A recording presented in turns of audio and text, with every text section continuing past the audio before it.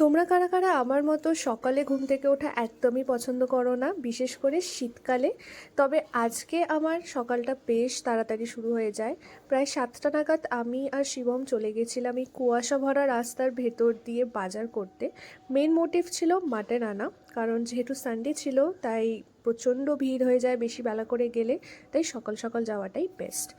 আর আমি যেহেতু একদমই সকালে ঘুম থেকে উঠি না, স্পেশালি শীতকালে, তাই সকালের ওয়েদার আপডেট আমার কাছে থাকে না। আর আজকে এত সকাল সকাল ঘুম থেকে যখন উঠেই পড়েছি, চারিপাশটা দেখে আমার এত ভালো লাগছিল। অবশ্যই ঠান্ডা ছিল প্রচণ্ড, কিন্তু এনজয়ও কিন্তু করছিলাম খুব। তারপর বাড়ি ফিরে মা বলল সকালের ব্রেকফাস্টটা তৈরি করে নিতে। আমি এখানে একটু সবজি কাটছি, বানাবো চাউমিন। আর এই চাউমিনটা না সকালে ব্রেকফাস্ট করলে প্রায় অনেকক্ষণ পেটটা ভর্তি থাকে। তো চাউমিনটা বানানোর পর রান্নাঘরে গিয়ে দেখি মা মাটনটা ম্যারিনেট করছে সমস্ত মশলাপাতি আর টক দই দিয়ে। আজকে দুপুরের মেনু হবে সিম্পল আলু দিয়ে মাটনের ঝোল আর ভাত।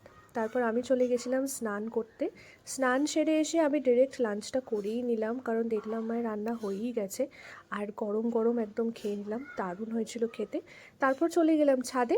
আজকের ব্লগটা এইটুকুই, দেখা হচ্ছে নেক্সট ভিডিওতে। টাটা।